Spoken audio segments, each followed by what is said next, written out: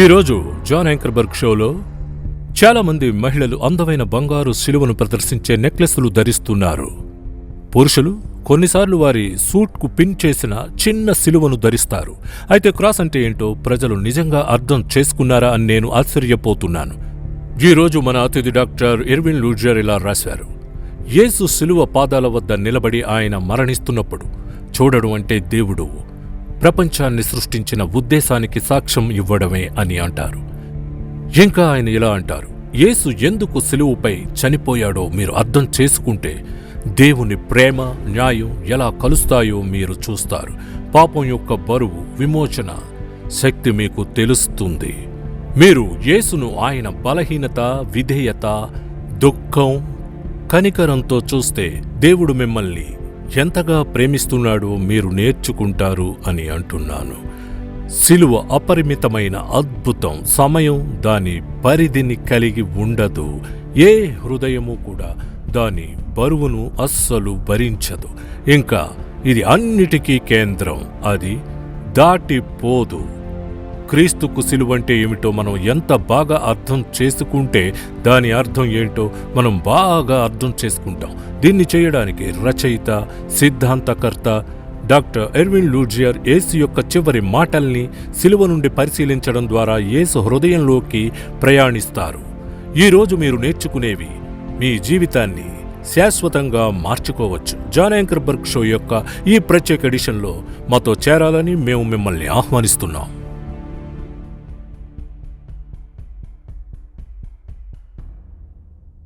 కార్యక్రమానికి స్వాగతం. నేను జాన్ యాంకర్బర్గ్. నా అతిథి మీరు ఇప్పటికే విన్నట్టుగా డాక్టర్ ఎర్విన్ లూడ్జియర్. ఆయన క్రైస్ ఫ్రమ్ ది క్రాస్ అనే నేను బాగా సిఫార్సు చేసే అద్భుతమైన పుస్తకాన్ని రాశాడు. ఇది యేసు హృదయంలోకి ప్రయాణం. ఇది యేసు జీవితంలో అత్యంత చెడ్డ సమయంలో యేసు హృదయంలోకి ప్రయాణం. ఇది ఆయన శిలువపై ఉన్నప్పుడు మీరు శిలువ నుండి ఏడుపును ఏర్పాటు చేయాలని నేను కోరుకుంటున్నాను. శిలువ నుండి ఈ ఏడుపు ఎందుకు అసాధారణమైంది? జాన్, ఈరోజు మన వద్ద ఎవరైనా కనుగొనగలిగే అత్యంత ఆశాజనకమైన, నమ్మశక్యం కాని మార్పిడి కథనాలు ఉన్నాయి. వింటున్న వారందరికీ నేను వారిని జాగ్రత్తగా వినమని ప్రోత్సహించాలనుకుంటున్నాను. వారు తమ స్నేహితులను పిలుస్తారని ఆశిస్తున్నా. ఎందుకంటే ఇది ఒక ఆశ పరివర్తన సందేశం. ముగ్గురిని కలిపి సిలువ వేయడానికి నేనే సేనాధిపతి అయి ఉంటే నేను 2 దొంగలను పట్టుకుంటాను. సిలువ వేయబడిన 2 దొంగలు ఉన్నారని మనకు తెలుసు. నేను వారిని ఒకవైపు ఉంచాను. నేను మరొక వైపు యేసుని ఉంచుతాను. కాని అతను యేసును దొంగల మధ్య ఉంచాడు. ఎందుకంటే బైబిల్ యెషయా 53లో యేసు అతిక్రమము చేయువారిలో ఎంచబడిన వాడాయను. కాబట్టి ఇక్కడ మీరు 2 దొంగల మధ్య యేసును సిలువ వేశారు. వారిద్దరూ కూడా యేసుపై దాడి చేస్తున్నారు. కానీ ఒకరి మనసులో మార్పు ఉంది. యేసు ఆ దొంగతో నీవు నాతో కూడా పరదైసులో ఉందువని చెప్పాడు. ఇప్పుడు మనం దీన్ని పరిశోధించడానికి గల కారణాల్లో ఒకటి, యేసు గురించి ఈ దొంగ మనసు మార్చినది ఏమిటి? ఒక కారణం ఏమిటంటే, తండ్రి, వీరేమి చేయుచున్నారు, వీరెరుగరు గనుక వీరిని క్షమించమని యేసు ప్రార్థిస్తూ చెప్పాడు. ఆయన బహుశా అనుకున్నాడు, అలాంటి ప్రార్థనను ఎవరు ప్రార్థిస్తారు ఈ బాధల పరిస్థితుల్లో? నిజమే. కానీ మరొక కారణం ఏమిటంటే, పిలాతు యేసుపైన యూదుల రాజు అనే గుర్తును ఉంచాడు.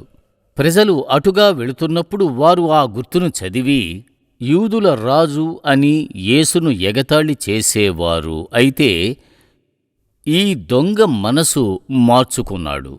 అతను ఈ హృదయ మార్పును కలిగి ఉండడం కూడా ఎంతో ఆశ్చర్యంగా ఉంది. ఎందుకంటే మీరు చూస్తే అతను యేసుకు ఒకవైపున ఉండి అలా చూస్తే ఆయనకి రక్తం కారుతోంది. అవును. ఆయన చేతులకు మేకులు కొట్టబడి ఉన్నాయి. ఆయన వైపు చూస్తున్న దొంగ అదే స్థితిలో ఉన్నాడు. అలాంటప్పుడు కేవలం గుర్తు నుండి ప్రజలు ఆయన గురించి మాట్లాడడం విని అతను యేసుపై ఎందుకు విశ్వాసం కలిగి ఉన్నాడు? వివరించండి. మీకు తెలుసా, ఆ ప్రశ్నకు మనం పూర్తి సమాధానం చెప్పగలవని నాకు ఖచ్చితంగా తెలియదు. ఇది తప్ప. ఆయన హృదయంలో ఏదో ఉంది. ఆయన పక్కన ఉన్న వ్యక్తి భిన్నంగా ఉన్నాడు అని ఆయనకి అర్థమైంది.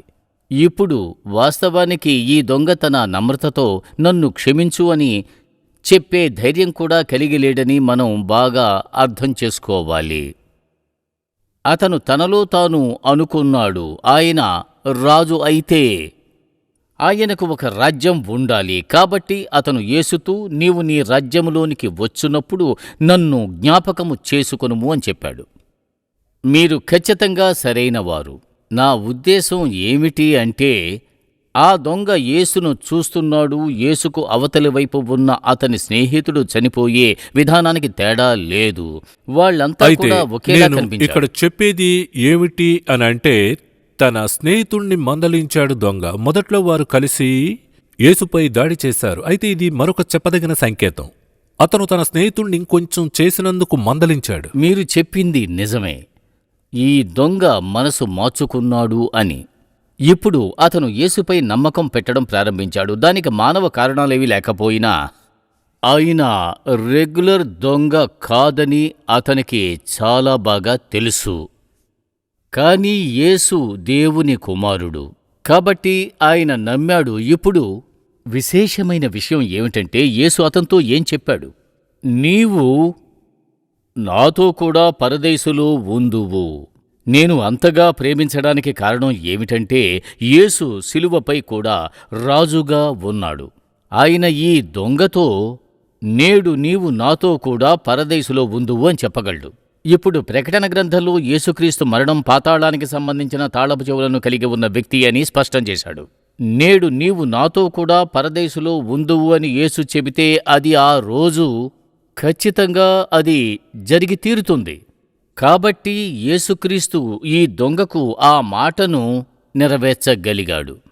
ఒక్కసారి ఊహించుకోండి, ఆ దొంగ తన స్నేహితుడితో అల్పాహారం తీసుకున్నాడు. బహుశా అదే రోజు ఉదయం, ఆ సాయంత్రం అతను క్రీస్తుతో ఖచ్చితంగా ఉండబోతున్నాడు. ఇప్పుడు నేను మొదటివాడను, కడపటివాడను, జీవించువాడను కాబట్టి అతన్ని పరదేశులోకి స్వాగతించడానికి యేసు సిద్ధంగా ఉన్నాడు. నేను ఒక అద్భుతమైన ఆలోచనను కనుగొన్నాను. అలాగే ఎర్విన్, మీరు చెప్పని వాటిని ప్రజలు మిస్ చెయ్యకూడదని నేను కోరుకుంటున్నాను. కానీ ఏం జరుగుతోంది? ప్రతి ఒక్కరి కోసం మరణిస్తున్న యేసు, భూమిపై చీకటి అసలెలా వచ్చిందో, మన పాపాలు యేసుపై ఎలా ఉంచబడిందో మనం ఒక్క క్షణంలో మాట్లాడబోతున్నాం. కానీ ఆయన మరణిస్తున్నప్పుడు కూడా చాలా పాపాలకు పాల్పడిన ఒక దొంగపై కనికరం కలిగి ఉంటే గనుక అతను ఆ శిలువపై ఉండడానికి జెరూసలేంలోని టాప్ 10 వాంటెడ్ లిస్ట్లో ఉండాలి. అతనికి తెలుసు యేసు అతనిని క్షమించాడు. ప్రస్తుతం మమ్మల్ని చూస్తున్న వ్యక్తులు, వారు తమ దేశంలో లేదా వారి నగరంలో మొదటి 10 జాబితాలో ఉండాలి అంటున్నాను. బహుశా వారు పట్టుబడినందున వారు జైల్లో ఉండొచ్చు. మంచి మాట ఏంటంటే, యేసు ఆ దొంగను క్షమించినట్లయితే ఆయన మన మాట వింటున్న ప్రజలను కూడా క్షమిస్తాడు. ఇక్కడొక విషయం ఉంది జాన్. మీరు దాని గురించి ఆలోచించడం ఆపివేసినప్పుడు దొంగ అతనికి మంచి పనులు చేయడానికి అవకాశం లేదు. అతని పాదాలు శిలువకు వేలాడదీయబడినందున అతను నీతి మార్గంలో నడవలేకపోయాడు. అతని చేతులు కొన్ని మంచి పనులు చేయడానికి ఉపయోగించబడవు. ఆయన తన పాపాలను తీర్చగలడని లేదా ఆలోచించే మార్గం లేదు. ఆయన అక్కడ ఉన్నాడు. అతనికి బాప్తిస్మం తీసుకునే అవకాశం లేదు. శిలువ పక్కనే ఉన్న మేరీని తన కోసం మధ్యవర్తిత్వం చేయమని ఆయన అడగలేదు. ఆయన యేసుక్రీస్తుతో ప్రత్యక్ష సంబంధాన్ని కలిగి ఉన్నాడు. యేసు దయతో అతన్ని రక్షించాడు. కాబట్టి మనకు ఇక్కడ ఉన్నది విశ్వాసానికి గొప్ప ఉదాహరణ. కానీ యేసు ఎంత కనికరం కలిగి ఉంటాడో, ఆయన శిలువపై ఉన్నప్పుడు కూడా క్షమించడానికి సిద్ధంగా ఉన్నాడు అనేదానికి కూడా ఒక అద్భుతమైన ఉదాహరణ. ఇది బైబిల్ మార్పిడికి ఎంతో నిజమైన ఉదాహరణ కూడా అంటాను. మీరు నేరుగా యేసు వద్దకు వెళ్ళండి, ఆయన అన్ని పొదుపు చేస్తాడు. మీరు ఎప్పుడైనా పరలోకంలో ఉండి దేవుణ్ణి కలవాలని అనుకుంటే అవసరమైనదంతా ఆయన చేస్తాడు. అంతేకాదు, దొంగ ఆ రోజు పరలోకానికి వెళ్ళాడు. ఇప్పుడు ఒక వ్యక్తి చనిపోయినప్పుడు, ఒక క్రైస్తవుడు చనిపోయినప్పుడు కూడా వారి ఆత్మ పునరుద్ధానం వరకు నిద్రపోతుందని కొందరు చెబుతూ ఉంటారు. అయితే అది నిజం కాదు. ఈరోజు నీవు నాతో కూడా పరదైసులో ఉందువు అని యేసు చెప్పాడు. అపోస్తులుడైన పౌలు ఫిలిప్పీయులు 1లో నేను వెడలిపోయి క్రీస్తుతో కూడా ఉండవలెనని ఆశ ఉన్నది అని చెప్పాడు. కాబట్టి అపోస్తులుడైన పౌలు తాను చనిపోయిన వెంటనే యేసు సన్నిధిలో ఉంటానని అనుకున్నాడు. కొత్త నిబంధన ఇతర భాగాల్లో ఇది చాలా స్పష్టంగా ఉంది. ఈ దొంగ ప్రక్షాళన చెయ్యాల్సిన అవసరం లేదని అనుకోవడం మంచిది అవునా కాదా? ఆయన నేరుగా దేవుని సన్నిధికి ఖచ్చితంగా వెళ్తాడు. యేసుతో ఈరోజు ఉన్న చోటే ఉంటాడు, ఎప్పటికీ ఉంటాడు, శాశ్వతంగా ఉంటాడు. నేను ఇక్కడే ఒక వ్యక్తిగత పదం చెప్పాలనుకుంటున్నాను. నేను పెరుగుతున్నప్పుడు నా బెస్ట్ ఫ్రెండ్కి ఒక సోదరుండేది. నాకు 10 ఏళ్ళు, ఆమెకు 11 ఏళ్ళు. అతనికి 12 ఏళ్ళు. ఆమెకేదో ఒక వ్యాధి ఉందని తెలుసు. చాలా తక్కువగా ఉన్నందున అది ఏంటో తెలియలేదు. ఆమెను ఆసుపత్రికి తీసుకెళ్ళాం. ఒకరోజు మేము చికాగోలో కూర్చున్నాం. మేము ముందు మెట్ల మీద కూర్చొని ఉన్నాం.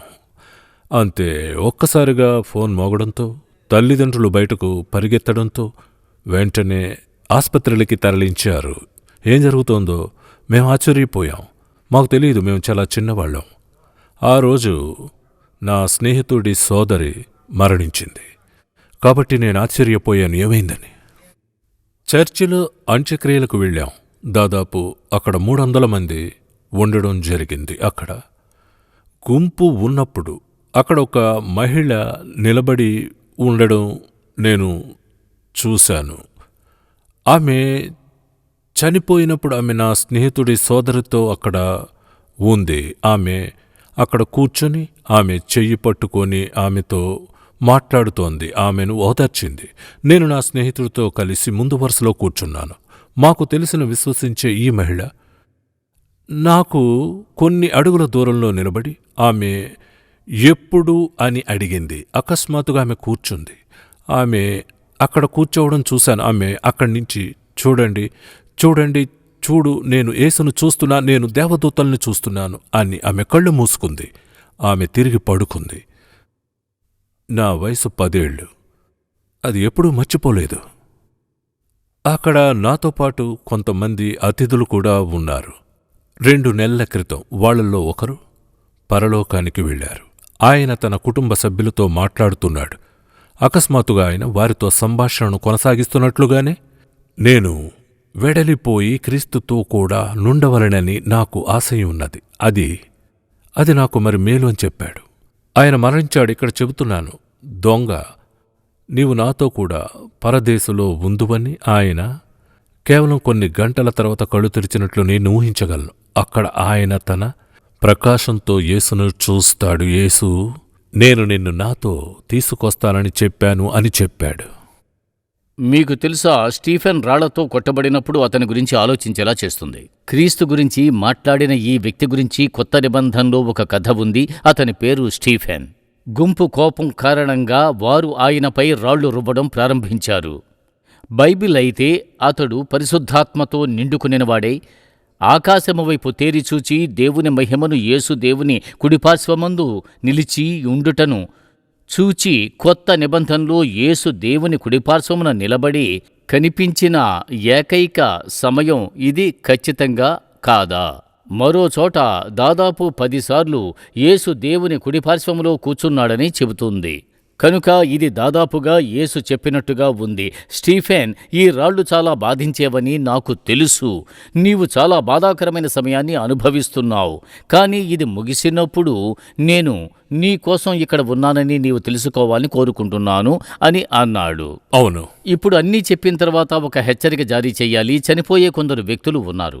వారు యేసును చూశారని ఏమి నమ్ముతున్నారు, వారు ఏ మతానికి చెందినవారు అనేది పట్టింపు లేదని వారికి చెప్పాడు. అవి మోసపూరిత అనుభవాలు. అవి సాతాను ద్వారా కూడా ఇవ్వబడవచ్చు. దానికి కారణం ఏమిటంటే యేసు తండ్రికి ఏకైక మార్గం. దానికి కారణం ఆయన తన రక్తాన్ని చిందించినవాడు, పాపాల కోసం త్యాగం చేసినవాడు. అక్కడ మరెవ్వరూ కూడా ఆ విధంగా చెయ్యలేదు. నిజమే, నేను దాని గురించి మాట్లాడాలనుకుంటున్నాను. ఎందుకంటే యేసు మరణించిన తరువాత అతనిని నమ్మిన దొంగ గురించి మాట్లాడడానికి మీ పుస్తకం గొప్పగా పనిచేస్తుంది. నీవు నీ రాజ్యములోనికి వచ్చుచున్నప్పుడు నన్ను జ్ఞాపకం చేసుకొనెను అని చెప్పాడు. నీవు నాతో ఉందువు. ఆపై యేసు మరణించాడు. దొంగ ఇంకా అక్కడే ఉన్నాడు. ఆయన సందేహించడానికి కారణాలున్నాయి. దాని గురించి మాట్లాడాలనుకుంటున్నాను. అయితే వాస్తవం ఏంటంటే ఆయన సందేహించడానికి గల కారణాల్లో ఒకటి, జీసస్ ఎప్పుడు మరణించినప్పుడు అది మధ్యాహ్నం 12 గంటల నుండి 3 గంటల వరకు. సూర్యుడు ప్రకాశవంతంగా ప్రకాశిస్తున్నప్పుడు భూమి మొత్తం చీకటిలో కప్పబడి ఉంటుంది. అసలేం జరిగింది? సరే, మొదటగా చీకటి దేవుని తీర్పుతో సంబంధం కలిగి ఉంటుంది. మరో మాటలో చెప్పాలంటే చీకటి దేవుని తీర్పుతో ముడిపడి ఉంది. ఉదాహరణకు ఎక్సోడస్ పుస్తకంలో తెగుళ్లలో ఒకటి చీకటి. భయంకరమైన చీకటి అని మీరు అనుకుంటున్నారు. ఆ రోజుల్లో ఈ రోజు మనకు ఉన్నట్టుగా వారికి లైట్లు లేవు.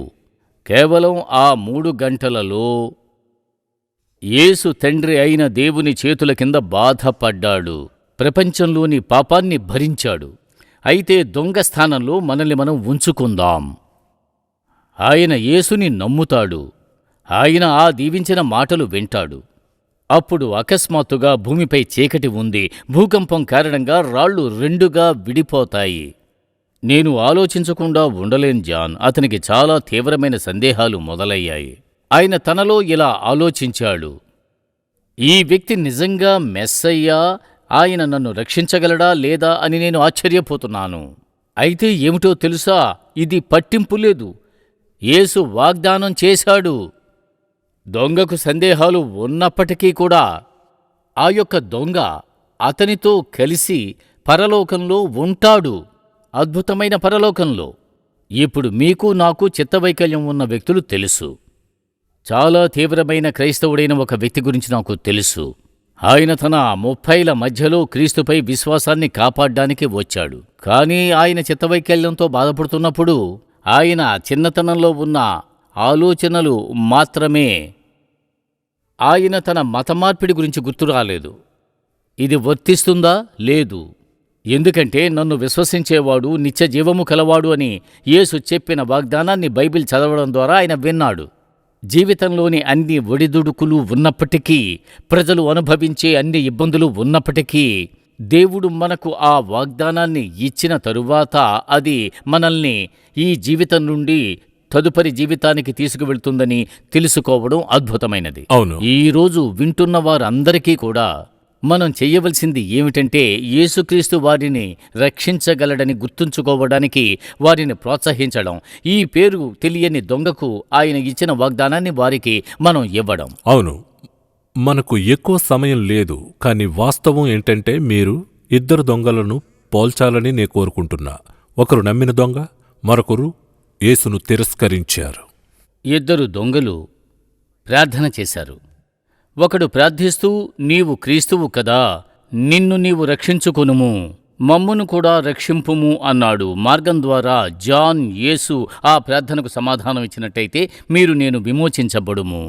కాబట్టి ఆ దొంగ ఆయన కూడా ప్రార్థించాడు. ఇద్దరికీ ఒకే అవకాశం వచ్చింది. అది నిజమే. మరో దొంగ కూడా యేసు మాటలు విన్నాడు. ప్రజలు యేసుక్రీస్తును రాజు అని పిలుస్తున్నారని కూడా అతనికి తెలుసు. కాని తనకు తెలిసిన వాటిని, తన చుట్టూ జరుగుతున్న వాటిని ఆయన తిరస్కరించాడు. ఇప్పుడు దాని గురించి ఆలోచించండి. ఈ దొంగలు ఎప్పటికీ కూడా విడిపోయారు. జాన్, నేను ఇక్కడ కేవలం గుర్తుకు వచ్చే వ్యక్తిగత పదాన్ని చెప్పాలనుకుంటున్నాను. అవును.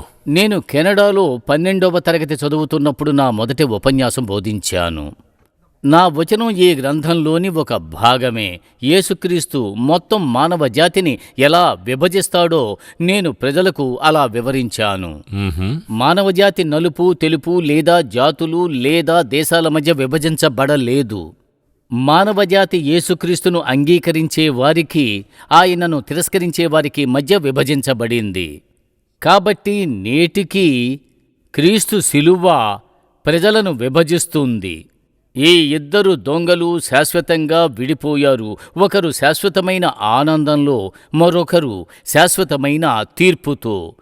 మనం చేయవలసింది ఏమిటంటే ఒక దొంగ యొక్క జ్ఞానాన్ని గుర్తించడం. ఆయన చనిపోయే ముందు శిలువపై ఎప్పటికీ పరలోకంలో మారాడు. అవును, ఇక్కడ కూడా ఒక మాట చెప్పాలనుకుంటున్నా. బైబిల్లో మరణశయ్యపై ఉన్న ఏకైక మార్పిడి ఇదే. అవును, మీరు చెప్పేవన్నీ నేను నమ్ముతున్నాను. నేను మీకు ఏం చెబుతాను, నేను ప్రస్తుతం దీన్ని చేయడానికి సిద్ధంగా లేను. కానీ వాస్తవం ఏంటంటే, నేను చనిపోయే సమయం వచ్చినప్పుడు నేను ప్రార్థన చేస్తాను. నేను యేసును అంగీకరించాలని అనుకుంటున్నాను. మొత్తం బైబిల్లో ఒక మరణశయ్య మార్పిడి మాత్రమే నమోదు చేయబడింది. 1, ఎందుకంటే అది దేవుని దయను చూపుతుంది. కానీ 2, ఎందుకంటే మీరు ఆ చివరి రోజు అది చెయ్యకపోవచ్చు. ప్రార్థనలు చెయ్యడానికి ప్రజలకు అసలు సమయం ఇవ్వని ప్రమాదాలు జరుగుతున్నాయి. మీరు ప్రార్థన చేసే స్థితిలో లేకపోవచ్చు. మరణం రావడానికి రకరకాల కారణాలు ఉన్నాయి. ఈ వ్యక్తులతో ఒక మాట చెప్పండి. ఏంటి? ఈ రోజు చూస్తున్నా వింటున్నా మీకు నేను ఒక మాట చెప్పాలనుకుంటున్నాను. ఎందుకంటే ఈ రోజు మోక్షం యొక్క రోజు అని బైబిల్ చెబుతుంది. యోహాను నొక్కి చెప్పినట్టుగా మీరు మరణశయ్యతో మారిన సందర్భం ఒక్కటే ఉంది. తద్వారా మనకు ఆశ ఉంది. కానీ ఒక్కటి మాత్రమే, మనం దురభిమానులమై తర్వాత కాలంలో మనల్ని మార్చుకోగలమని మనలో మనం ఆలోచించకుండా ఉండేందుకు. మీరు దీన్ని వింటున్నప్పుడు కూడా యేసుక్రీస్తు కోసం మీ అవసరాన్ని పరిశుద్ధాత్మను మీకు చూపుతున్నాడని నేను నమ్ముతున్నాను. ఆ స్వరం తప్పకుండా వినండి. కొన్నాళ్ల క్రితం కొంత బంగారం సంపాదించిన వ్యక్తి కథ చదివినట్టు గుర్తు. ఆయన బంగారం కోసం తవ్విన బృందంలో సభ్యుడు కూడా. అతను బంగారాన్ని తీసుకుని సంచిలో పెట్టుకున్నాడు. తన క్యాబిన్లో పడుకున్నాడు. ఆయన నిద్రపోయే ముందు మద్యం తాగాడు.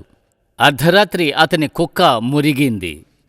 ఆ వ్యక్తి కుక్కను నిశ్శబ్దంగా ఉంచడానికి ప్రయత్నించాడు. కానీ కుక్క మురుగుతూనే ఉంది. కోపంతో ఆ వ్యక్తి ఆ కుక్కను కాల్చాడు. ఉదయం తన క్యాబిన్లోకి ఎవరో చొరబడి బంగారాన్ని దొంగిలించారని ఆ వ్యక్తి వెంటనే గుర్తించాడు. నా ఉద్దేశం ఏమిటి? నా మిత్రమా, యేసుక్రీస్తు వద్దకు రావడానికి మీకు సహాయం చేయగల ఒక స్వరాన్ని అణిచివేయవద్దు.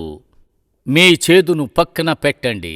మీ ఆందోళనలను, మీ కోపాన్ని, నమ్మకూడదనే మీ ధోరణిని పక్కన పెట్టండి. వాటన్నిటినీ అధిగమించండి. మీరు ఈ దొంగ వలె మేము అతని హృదయాన్ని పరిశీలిస్తాము. ఆయన క్రీస్తును విశ్వసించడానికి కొన్ని కారణాలు ఉన్నప్పటికీ కూడా ఆయన అలా చేశాడు.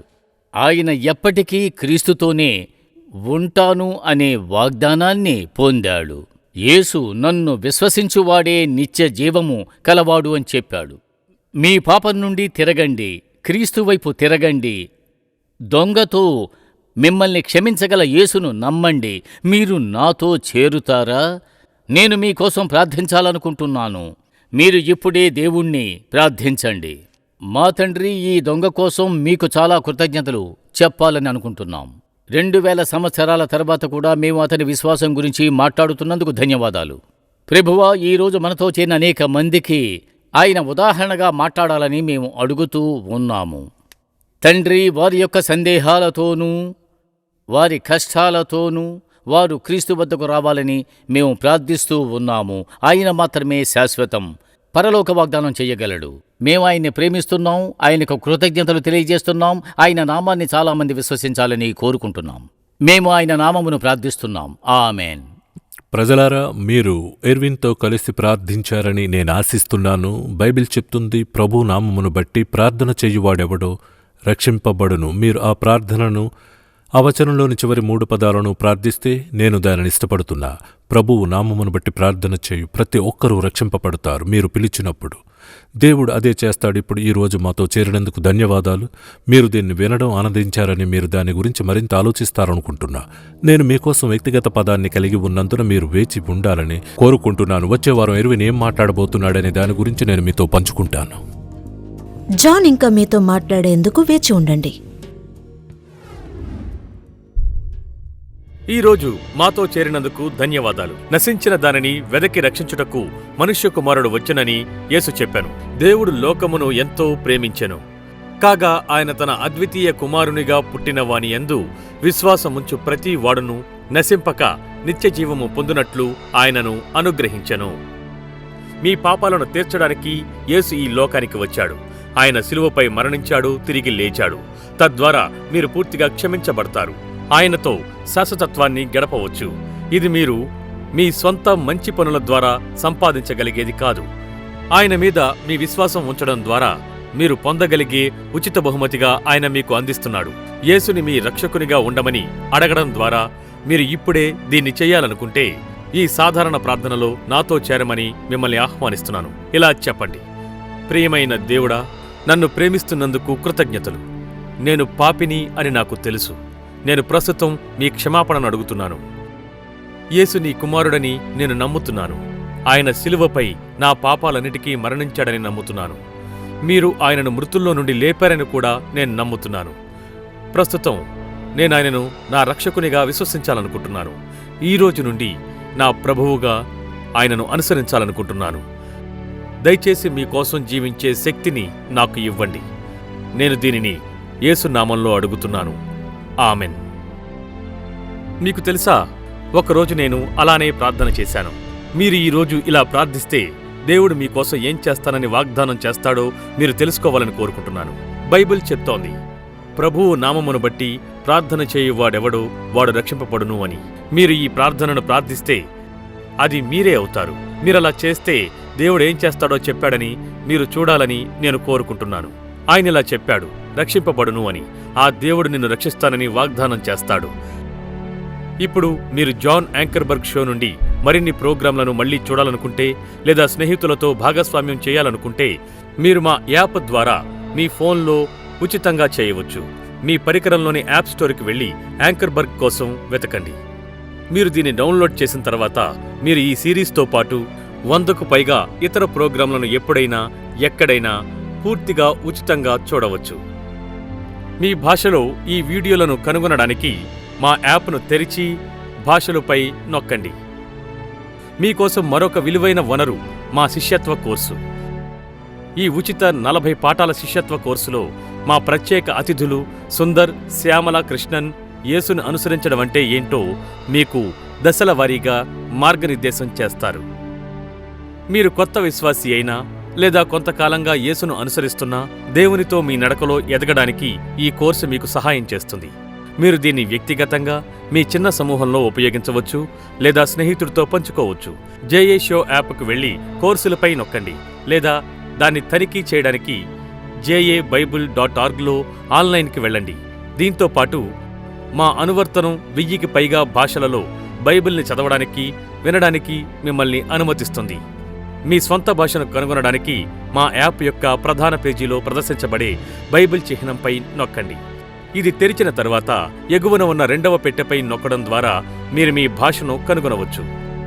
మీరు బైబిల్ని ఎప్పుడూ చదవకపోతే లేదా వినకపోతే మీ భాషను కనుగొని మీకోసం దాన్ని తనిఖీ చేయమని నేను మిమ్మల్ని ప్రోత్సహిస్తున్నాను. మత్తయి, మార్క్, లూకా, యోహానుల సువార్త వృత్తాంతాలు ప్రారంభించడానికి గొప్ప ప్రదేశం. ఈరోజు మాతో చేరినందుకు మళ్లీ ధన్యవాదాలు. జాన్ యాంకర్బర్గ్ షో యొక్క మరొక ఎపిసోడ్ కోసం మీరు వచ్చే వారం ఈ సమయంలో ట్యూన్ చేస్తారని ఆశిస్తున్నాను. అప్పటి వరకు దేవుడు ఆశీర్వదిస్తాడు. నేను మిమ్మల్ని వచ్చే వారం కలుస్తాను.